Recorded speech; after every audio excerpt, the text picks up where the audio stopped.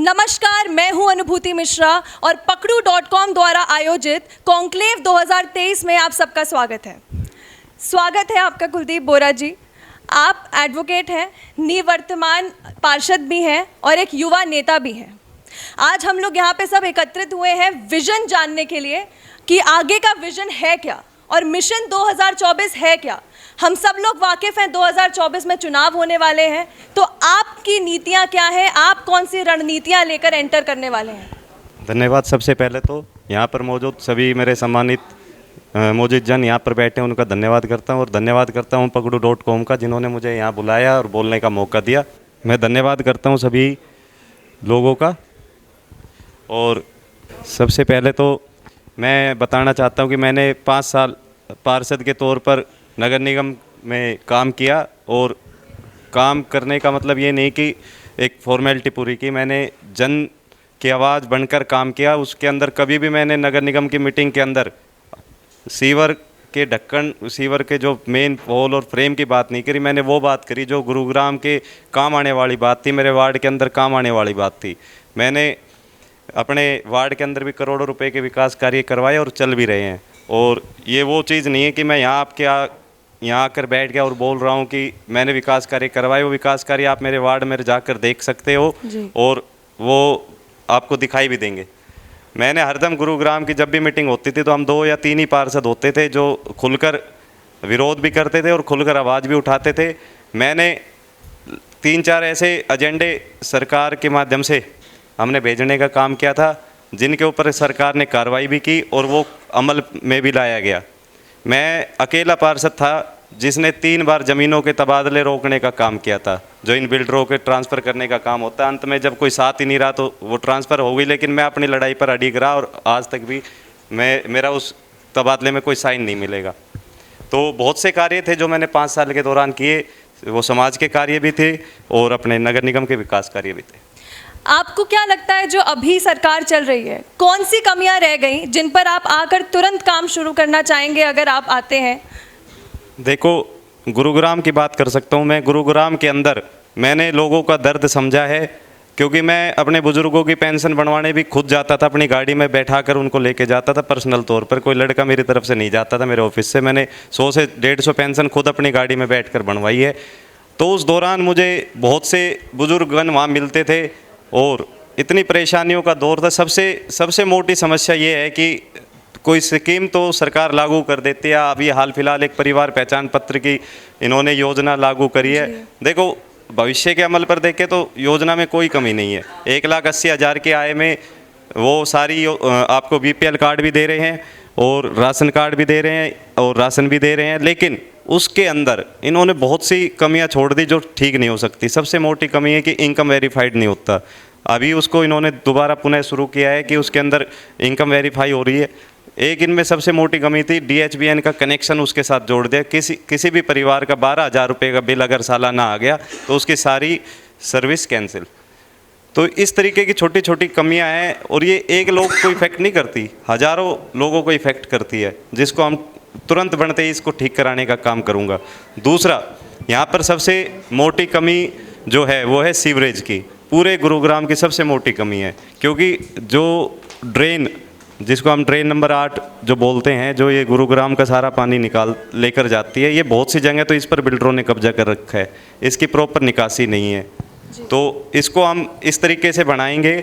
मैं गुरुग्राम की बात करता हूँ और गुरुग्राम में इसको हम इस तरीके से अंडरग्राउंड लेकर जाएंगे कि जहाँ पर ओपन रहेगी ओपन, जहाँ अंडरग्राउंड जा सकती है उसको अंडरग्राउंड लेकर इसकी प्रॉपर निकासी करेंगे। क्योंकि जब बड़ी लाइन सही चलेगी तो छोटी लाइनों का फ्लो उसके अंदर जाएगा। सबसे मेन प्रॉब्लम हमारे गुरुग्राम शहर की आज ये बन चुकी है। इसके बाद जो ड्रेनेज की कोई व्यवस्था नहीं है। नगर निगम ने एक कमेटी बनाई थी, उसके अंदर हम 5 जने थे और IAS मैम थी हमारी उस टाइम, जसप्रीत कौर। उसकी देख रेख में हमने गुरुग्राम का दौरा किया था। तो वहाँ पर हमने ये देखा कि इसके तो कोई निकासी नहीं है, जिसके ऊपर वादे तो बड़े बड़े लोग कर चले गए। अगर आधे घंटे भी बारिश हो जाती तो सबसे पहले तो हम ये सोचते कि यार बाहर मत जाओ वरना जाम में फंसोगे या आपके साथ कोई दुर्घटना हो सकती है। तो सबसे मोटी समस्या, मैंने 5 साल बारीक से काम किया, इसलिए मैं कहता हूँ कि अगर मुझे मौका मिला, अगर मेरे गुरुग्राम वासियों ने मुझे मौका दिया तो गुरुग्राम को मैं इसका नक्शा बदलकर आपके सामने फिर आऊँगा कि हाँ, मैंने गुरुग्राम को बदल दिया है। ये 3 चीज़ें बहुत बहुत ही मतलब ज़रूरत है हमारे लोगों को। इसके अलावा जो शिक्षा की बात करते हैं, शिक्षा की सबसे मोटी जो प्रॉब्लम है, मेरे यहाँ गुरुग्राम के वासी बैठे हैं कि गुरुग्राम के स्कूल, जितने भी स्कूल हैं गाँव की, इनकी हालत बहुत बुरी है, बहुत ज़्यादा बेकार है। छत टपकती है, बाथरूम की बेकार है इनके। अगर हमारी बहन बेटियाँ जा रही है तो उनको पता है कि वो किस तरीके से सर्वाइव कर रही है। मेरे गांव के अंदर 2 स्कूल है, अगर कोई भी जाकर देखना चाहे, लड़कियों का स्कूल मैंने वो टॉप लेवल का बनवाया हुआ है, क्योंकि नगर निगम से भी कुछ पैसा लगाया। तो इसके अंदर हमने एक चीज़ देखी कि ये एजुकेशन बोर्ड के अंदर आता है, और एजुकेशन बोर्ड कोई बजट नहीं देता इतना ज़्यादा कि ये स्कूलों की बिल्डिंग ठीक हो सके या रिपेयर हो सके। पहुँचते पहुँचते 1 रुपया चलता है और 25 पैसे 10 पैसे रह जाता है।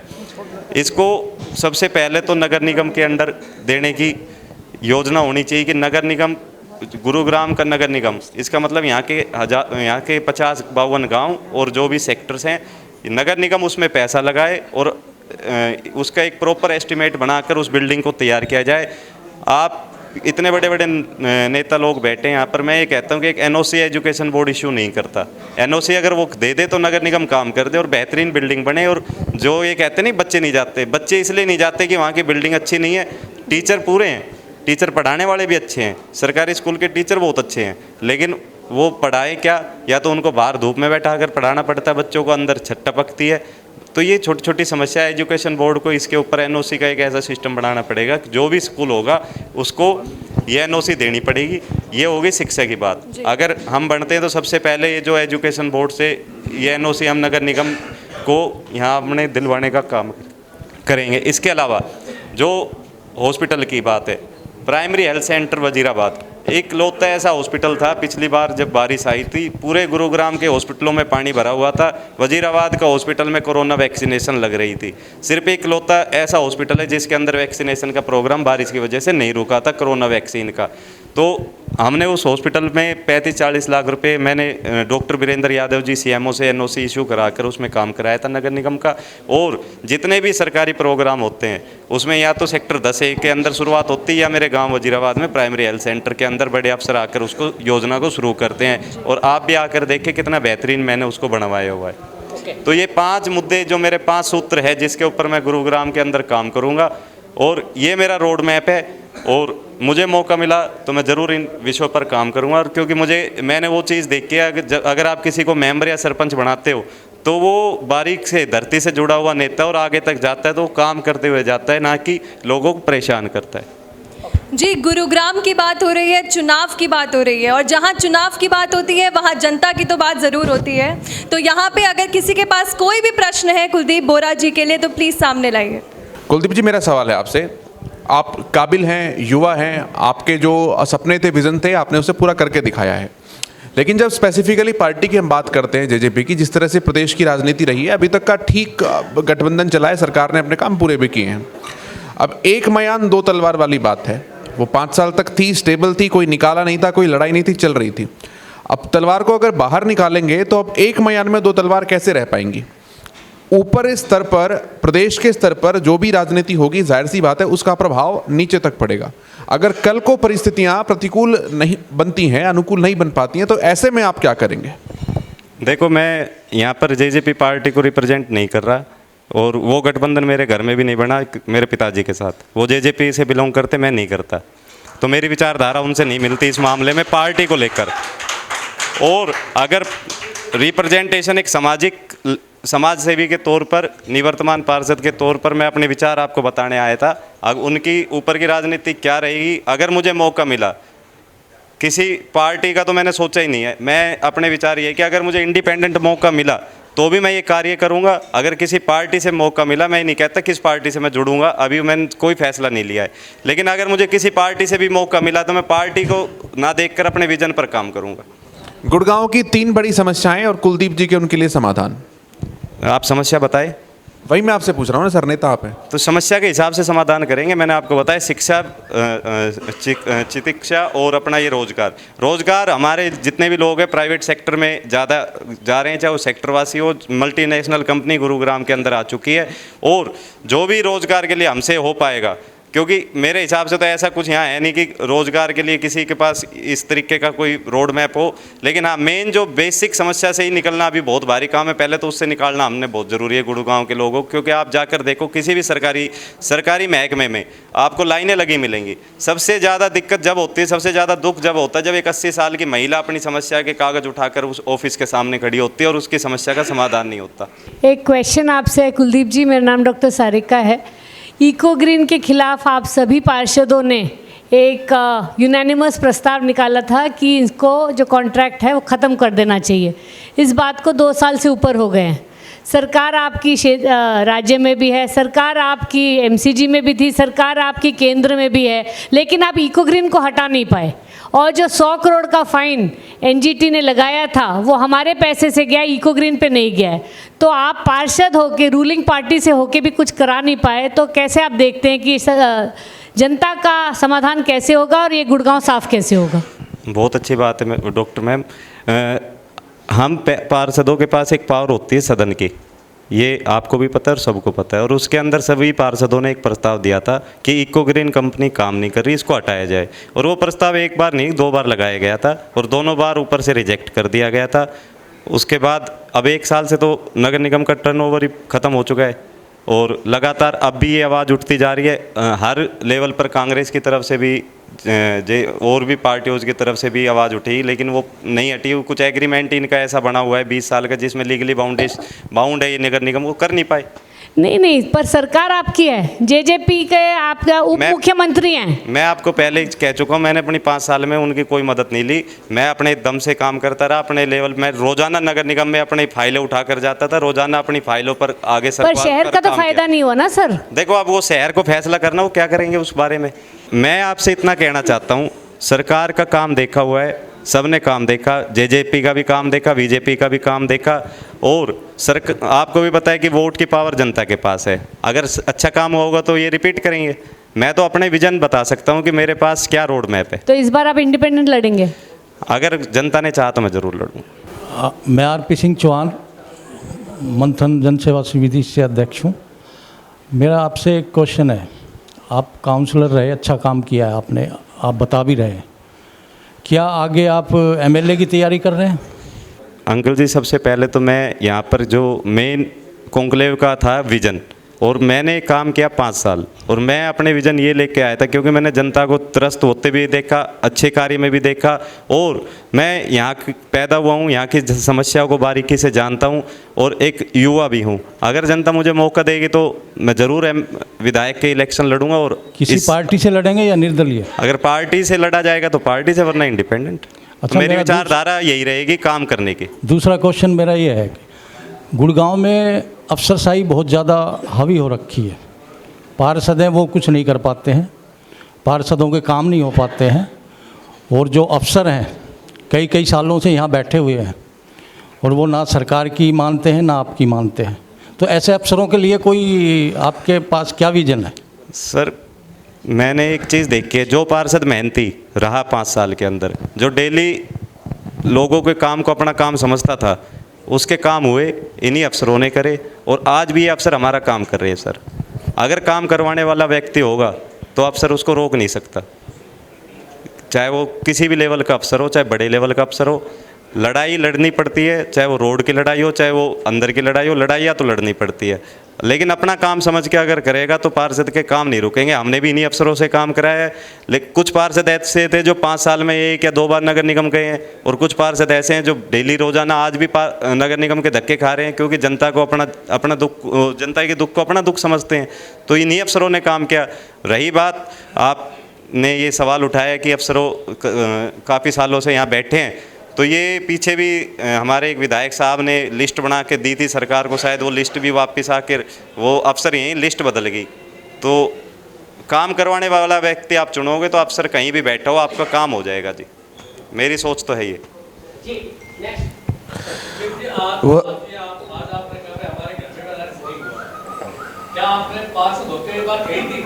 देखो मेरी, आप एक बार सवाल दोबारा आपका अपने घर में राइस नहीं हुआ? नहीं, वो एक क्या आप पार्षद थे उस टाइम आपने ये बात कही थी हमारा राइस घर में नहीं है? नहीं, मैं जब मेरे पास बोरा जी जो मेरे फादर साहब सुबह सिंह जी सुबह 9 बजे मुझे बता देते भाई ये काम है, तो वो सुबह शाम तक मैं अपने काम में लगा रहता हूँ, या मैं अपनी जनता के बीच में रहता हूँ, चाहे लोगों के बीच में बैठता हूँ। तो बहुत ही मुश्किल ऐसा काम होता है कि किसी हमारे डिप्टी सीएम साहब की मदद पड़ी, एक काम के लिए उनकी मदद गांव को पड़ी थी, उन्होंने कर दिया था। ऐसा है अलायंस में उनकी कभी प्रोग्राम में नहीं जाता, वो वाला अलायंस नहीं कि मैं कोई पोस्ट होल्डर हूँ, मेरा उनसे सच्चाई में कोई वो नहीं रहा। मैं एक पार्षद के तौर पर काम किया, मैंने वो बात अपनी स्पष्ट रखी मैंने। जो आपके निगम में आप तक जो काम हुए जब तक आप पार्षद थे, वो सिर्फ आपके पिताजी कर रहे हैं, आपके पिताजी नहीं, मैं पिताजी मेरे बाकी निगम में कोई अधिकारी काम नहीं करता। मैं पार्षद ही अपने पिताजी के कारण बना था जी, उसमें जेजेपी क्या करेगी। जी कुछ और सवाल भी। बोरा साहब नमस्कार, मैं जनसेवक विक्रांत मक्कड़। आपने 5 साल प्लस 1 साल जो निकल गया है, इंटीग्रल पार्ट रहे हैं आप सदन का और पूरी निष्ठा से आपने काम किया है, मैं सम्मान करता हूं इस बात का। आपके टेन्योर में जो आपके मेयर थी आज़ाद मैम, आप उनको एज ए मेयर, क्योंकि आप पार्ट रहे हैं बीइंग पार्षद, आउट ऑफ 1 to 10 कैसे रेट करते हैं? आउट ऑफ 1 to 10 कैसे रेट करना चाहेंगे? देखो बहुत से मौके ऐसे आए जब हमारी विचारधारा मेयर की और मेरी इंडिविजुअली मैं अपनी बता सकता हूँ नहीं मिली, और 2019 के अंदर एक प्रस्ताव सर मैंने सिर्फ पूछा है कि आप कैसे रेट करें। मैं पूरी बात बता रहा हूँ आपको। 2019 के अंदर एक प्रस्ताव हम लेके आए थे कि भाई ये टीम को बदलो, ये टीम काम नहीं कर रही। तो उस प्रस्ताव में मैं और राठी साहब थे, तो हमारी कुछ जगह उन्होंने अच्छे काम करे तो हमने उनको अच्छा बताया, ठीक ठाक उनका कार्यकाल रहा, क्योंकि हमारा कार्यकाल भी उनसे जुड़ा हुआ था। तो ओवरऑल तो उनका कार्यकाल ठीक रहा। जहाँ वो खराब थे तो हमने वो प्रस्ताव भी देने का काम किया कि भाई अब आप काम नहीं करें, आपको हटा सकते हैं हम। जो हमारे पास पावर थी, कुछ पार्षद इकट्ठा चाहते तो चेंज कर सकते थे, तो हमने वो भी किया उनके खिलाफ जब वो काम नहीं कर रहे थे। तो स्पष्टवादी नीति पर चलकर हमने काम किया। रेट क्या करेंगे? रेट अगर मेरे रेट से अगर उनका कार्यकाल अच्छा हो तो मैं तो 6 या 7 ही रेट करूंगा जी। 6 या 7 करेंगे। अच्छा। एक बात और बोरा साहब, मेरा नाम अंकित है, जनसेवक क्रांति पार्टी से। आप पार्षद रहे और जो वर्तमान सरकार है, और जैसे भी अभी सारिका जी ने बोला कि एमसीजी में भी उन्हीं की सरकार है, तो आपने क्या वर्तमान पार्षद रहते हुए उस समय और आज कभी एक्सेप्ट किया कि सरकार की जो नीतियां हैं वो कहीं पे भी काम नहीं कर रही? नहीं, मैं आप यहाँ बता चुका हूँ कि कुछ आर यू एक्सेप्टिंग दैट? मैं आपको बता चुका हूँ कि जो कमियाँ रही वो कमियां हमने उनको सामने लाने का काम किया, और जो अच्छी चीज़ें रही, मैंने आप एक वक्ता को मैंने इससे पहले यही कहा था कि आप किसी और पार्टी से बिलोंग करते हो, लेकिन 5 साल आप उस पार्टी के खिलाफ रोड पर कहीं नहीं दिखाई दिए। अगर मोनोपोली किसी चीज़ की होती है तो उसको आपको पता है कि वो गलत सर्वनाश भी कर देती है। पक्ष का होना भी ज़रूरी है, विपक्ष का होना भी ज़रूरी है, लेकिन हमारी दुर्दशा यही रही as a residence of Gurugram कि यहाँ पर कोई विपक्ष मजबूत नहीं रहा किसी भी चीज़ की आवाज़ काटने के लिए, दबाने के लिए। लेकिन आप किस मौके पर रहे तो वो चीज़, चाहे वो किसी भी कार्य, मान लो कोई आवाज़ उठी, अगर उस पर विपक्ष सही समय पर आ गया तो वो चीज़ लोगों को फ़ायदा भी हुआ उस चीज़ का। तो वो चीज़ मैं बता चुका हूँ, जो नीति से हम थे स्पष्ट रहे, उसके साथ खड़े रहे। जो गलत थी तो गलत का हमने गलत बताकर उसको दूर किया। तो कहीं ना कहीं हम ये समझ लें कि आप भी अपनी सरकार की नीतियों से सहमत नहीं हैं? देखो, कुछ नीतियाँ जो गलत है वो गलत है जी, गलत हैं। जो परिवार पहचान पत्र की 1-2 कमियां वो मैं बता चुका हूँ, जिससे पूरी पब्लिक आज लाइनें लगाकर खड़ी है। बहुत सी एक यासी कंपनी के द्वारा प्रॉपर्टी आईडी का एक वो जो डाटा कलेक्शन हुआ था उसके खिलाफ भी हमने आवाज़ उठाई थी, जिसकी आज हम पब्लिक जाकर खुद करा रही है। लेकिन अब आपको भी पता है कि कितनी प्रॉपर्टी आइडियाज़ में गड़बड़ है। तो ऐसी बहुत सी कमियां थी जो हम एज अ पार्षद में उठा सकता था, मैंने हरदम वो चीज़ उठाई है और उसकी सारी चीज़ें रिटर्न है और सदन में मेरे प्रस्ताव भी लगे हुए हैं। मैंने ये चीज़ भी उठाई कि प्रॉपर्टी आईडी का काम इस कंपनी को मत दो, लेकिन वो एक बहुमत नहीं हुआ, वो काम उन्होंने अपना। बहुत बढ़िया सर, बेस्ट विशेष है हमारी तरफ से। ऊपर से आ चुकी थी तो हम क्या कर सकते हैं उसके अंदर। चलिए, बेस्ट आवाज़ विशेष उठा सकता था, वो आवाज़ मैंने उठाई है। Thank you. एक और सवाल। एक मैं सूबे सिंह यादव एडवोकेट, पहले मैं राजीव नगर में था, 46 सेक्टर में हूँ, आप मेरे पड़ोसी हो। मैंने सबसे पहले ये क्वेश्चन किया था कि मैं वैसे कांग्रेस पार्टी से हूँ, आपने कहा ना कि विपक्ष नहीं है, विपक्ष बहुत ज़्यादा मजबूत है, मगर आप लोगों की जितने भी जितने भी मजबूत है विपक्ष, जितने भी आप पार्षद हो ना, आप पार्षदों की बिल्कुल नहीं चलती। आप अपने मेयर की बात करते हो, जो मेयर है वो मेरे राजीव नगर से ही मेयर बनी है, एक धेले का काम नहीं करवाया राजीव नगर में। कोई विजन नहीं है आपका, बिल्कुल टोटली फेल हो किसी भी काम में। गुड़गांव में नगर निगम ने कोई प्रोग्रेस नहीं, कोई विजन ही नहीं है। जी जवाब दीजिए। जवाब तो दे चुके हैं वकील साहब as a individual, as a पार्षद ऑफ वार्ड 31 और रिप्रेजेंटेशन जो मैं दे पाया, अगर किसी पार्षद के मैं टिकट का लालची नहीं था, मुझे बीजेपी से टिकट चाहिए, मैं इंडिपेंडेंट जीत के आया था। आपको सच बताऊं, अगर जो भी प्रस्ताव लगाए, जो भी हमने बिल्डर के हमने काम रोके, मैं अपनी तरफ से अपनी हाज़िरी करा सकता हूं। मैंने अपनी हाज़िरी कराई, मैंने अपने काम करे। तो आप मेरे नगर निगम का विज़न आप कुछ भी माने, मेरा विज़न काम करने का था। और आपके हो सकते निजी तौर पर क्या राय हो सकती है, मैं नहीं मानता। मैं निजी तौर पे राय नहीं रख रहा, मैं पब्लिक की राय रख रहा हूँ। और जो आप बात कर रहे हैं ना इंडिपेंडेंट, आप इंडिपेंडेंट नहीं हो। जैसे लोगों ने बता दिया आपके फादर किसी भी पार्टी में हो गए, आप राव इंद्रजीत के समर्थक हो, नॉट इंडिपेंडेंट। आप बीजेपी से एफिलेटेड हो, उनके समर्थक हो आप। मैं तो प्रोग्राम और मैंने भ्रष्टाचार की बात बताई, 7 कंपनियों ने लिया, बताओ इन्होंने क्या काम किया। एक भी पानी पे लो, वाटर सप्लाई पे लो, सफाई पे लो, किसी पे भी कोई काम नहीं है। मैं इनकी बात को आगे बढ़ाता हूँ। अभी बड़ा जोर की ठाका हुआ कि विपक्ष मजबूर है, जब इन्होंने बोला तो मजबूर है ना, हम इस बात को कहते हैं मजबूर है। अरे भाई सीबीआई ईडी सरकार ने छोड़ा क्या है, बिल्कुल मजबूर है। मैं इनकी बात को करता हूँ भाई बड़ी जोर की, सभी ऐसे हम भी ऐसे तो, लेकिन ये सच्चाई है। आज विपक्ष को दबाने का काम अगर किसी ने किया तो वो भाजपा सरकार ने किया। अब आपसे मैं एक सवाल करता हूँ, यस या नो, निगम में भ्रष्टाचार है या नहीं? बिल्कुल है। थैंक यू, आप ईमानदार आदमी हो, आप बिल्कुल सच्चाई आपने पहले भी कहा, इस बात का मैं आपका ख्याल हूँ, धन्यवाद। मैं एक चीज़ एक वकील साहब का एक जवाब देना चाहता हूँ। राव इंद्रजीत को दिल से उनकी विचारधारा से जुड़ा हुआ हूँ, ईमानदार आदमी है जी। मैं रामकिशोर दयाल राम में प्रधान। अभी आपने चौहान साहब की बात का जवाब दिया, जिसे चौहान साहब ने एक आपसे सवाल किया कि क्या आने वाले भविष्य में आप विधायक का चुनाव लड़ेंगे। तो मैं आपसे ये जानना चाहता हूँ कि आज मेरे गुड़गांव जैसे शहर के अंदर जो इलीगल नशा चरम सीमा पर चल रहा है, आप उसके लिए क्या काम करेंगे, उसको कैसे रोकने का प्रयास करेंगे? बिल्कुल रोकने का प्रयास करेंगे जी। इलीगल नशा करने का मेन कारण क्या है, मैं आपको बता देता हूँ जी। नशा कहाँ पनपता है? जहाँ पर खेल की सुविधाएं नहीं है, जहाँ बच्चे खेलने नहीं जाते, वहाँ पर जो बच्चा खेल की तरफ नहीं जाएगा, पढ़ाई की तरफ नहीं जाएगा, वो नशे की तरफ जाएगा। जहाँ खरीदने वाले ज़्यादा होंगे, वो बेचने वाले भी ज़्यादा होंगे।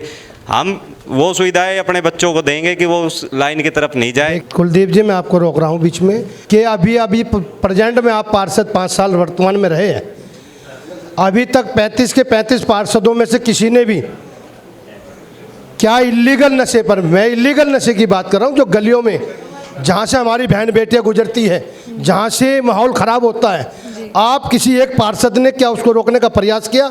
जब आप विधायक बनने के बाद कैसे रोकेंगे उसको? नहीं, ये बात आपकी बिल्कुल ठीक है कि उस समय शायद हमने इस चीज़ के बारे में काम नहीं किया हो, लेकिन आज आपने कही तो भविष्य में इस काम को हम जरूर करेंगे, रोकने का। मैं तो नहीं कहता कि मैंने ये काम किया, लेकिन हाँ, इसको रोकने का जरूर काम करेंगे और इसके लिए खेल सुविधाएं बढ़ानी पड़ेगी। जी धन्यवाद। हमारे साथ जुड़े थे कुलदीप बोरा जी।